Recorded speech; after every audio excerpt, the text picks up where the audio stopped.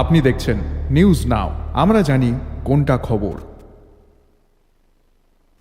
মনুভেলি নদীতে স্নান করতে গিয়ে মর্মান্তিক দুর্ঘটনার শিকার হয়েছে সুস্মিতা বাউরি নামের 9 বছরের এক শিশু কন্যা। নদীর তীরে আচমকা মাটি ধসে পড়ে গুরুতরভাবে আহত হয় শিশুটি। আশঙ্কাজনক অবস্থায় শিশুটিকে দ্রুত ভর্তি করা হয়েছে আগরতলার জিবিপি হাসপাতালে। খবর পেয়ে শিশুটির শারীরিক অবস্থার খোঁজ খবর নিতে জিবিপি হাসপাতালে ছুটে যান শিশু সুরক্ষা কমিশনের একটি প্রতিনিধি দল। শিশুটির অবস্থা এখনও সংকটজনক এবং বর্তমানে তাকে অক্সিজেন সাপোর্টে রাখা হয়েছে বলে জানিয়েছেন কমিশনের প্রতিনিধিরা।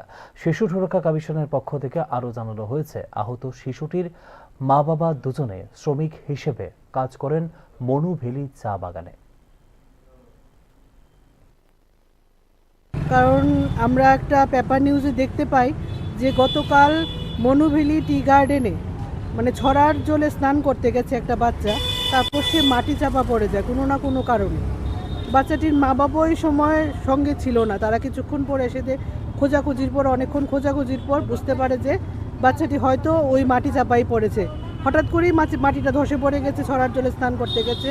তারপর ওখানে উপস্থিত আরেকজন শ্রমিক ভাই, যিনি নাম হয় বিশ্বজিৎ বানোয়াল, ওনার তৎপরতায় মানে উনি সিপিআর দেওয়াতে বাচ্চাটি খুব তাড়াতাড়ি মানে শ্বাসটা ফিরে পায়। আর খুব সিরিয়াস অবস্থাতেই তারা এখানে নিয়ে আসে জিবি হসপিটালে, গতকাল এডমিট হয় বাচ্চাটা। তা আমরা এখন দেখে আসলাম কমিশনের পক্ষ থেকে, এবং আমরা ওখানে চাইল্ড ওয়েলফেয়ার কমিটির সাথেও কথা বলেছি ফোনে, ওরাও সহযোগিতা হাত বাড়িয়ে দেবে। সুস্মিতা বাউরি, বাচ্চাটির 9 বছর, গার্জিয়ানরা বলছে ক্লাস 4-এ পড়ে। বর্তমানে শারীরিক অবস্থা কীরকম দেখে? বাচ্চাটি একটু সিরিয়াসই আছে এখনো।